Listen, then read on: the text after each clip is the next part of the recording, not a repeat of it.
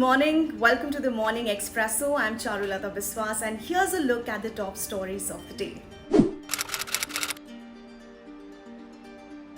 The big story. Government sources said that the centre is considering a ban on both the factions of the All-Party Hurid Conference under the Unlawful Activities Prevention Act. The source added that a final call will be taken only at the highest level in the government. Certain quarters in the security establishment, however, termed the impending move as akin to flogging a dead horse. Here's a look at the stories you'll find only in the Indian Express.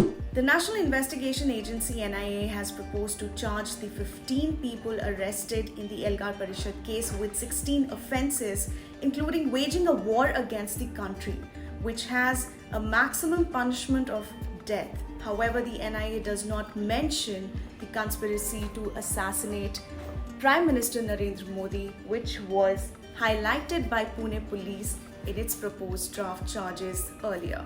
The Union Cabinet has cleared an 11,040 crore plan to grow oil palm in the northeast and Andaman and Nicobar Islands due to their favourable rainfall and temperature.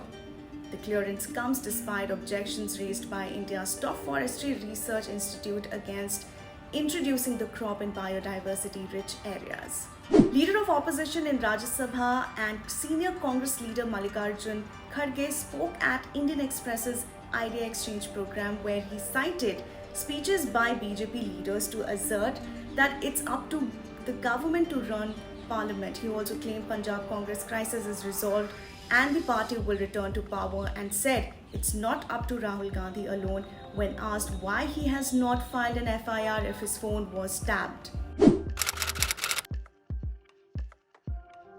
Here's a look at the top news stories from the front page. 2 Afghan members of parliament and their families were among 168 people, including 107 Indians, airlifted from Kabul to the Hindon Air Base in Ghaziabad in an Indian Air Force C-17 military transport aircraft. Thanking the Government of India, MP Narendra Singh Khalsa said, "India is our second home. We have been living there since generations. We pray to God that Afghanistan is rebuilt and we can go back to tend to our gurudwaras and temples and serve the people." 17-year-old long jumper Shaili Singh won a silver at the World Under-20 Championships in Nairobi. Shaili missed out on gold by a centimetre but established herself as a star to watch out for.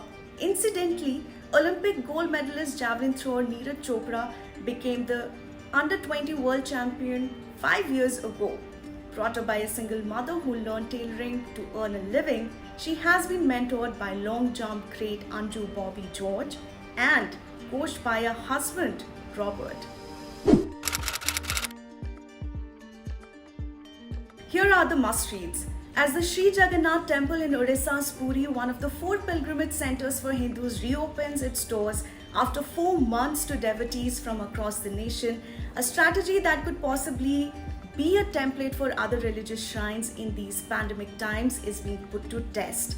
Before the pandemic hit, the Jagannath Temple saw a daily footfall of around 50,000, among the highest in India. Camel breeders in Rajasthan have been holding protests demanding amendments to the 2015 Act and saying that their business has suffered due to the inability to sell camels to buyers outside the state. The 2015 law prohibits the export of camels for the purpose of slaughter and regulates the temporary migration or export of the animal for other purposes. As per the Act, only a competent authority, district collector or any other officer authorized by the state government can grant permission for temporary migration of the animal. The death of a 31-year-old woman in her first trimester of pregnancy has triggered a controversy after the hospital where she was being treated attributed one of the causes to vaccine-associated thrombosis. This comes weeks after the family of a 19-year-old woman who died at a hospital in Kochi due to intracerebral hemorrhage alleged that her death was related to the vaccine. Speculation is rife that for the first time the government may appoint an officer from IB Hardcore as the next chief of the National Investigation Agency. Read about this in today's Delhi Confidential. And finally, don't miss out our latest podcast episode. We discuss the advantages of a DNA-based vaccine, the latest on the ongoing Afghan crisis, and how a Dalit community in Odisha was forced to flee their village.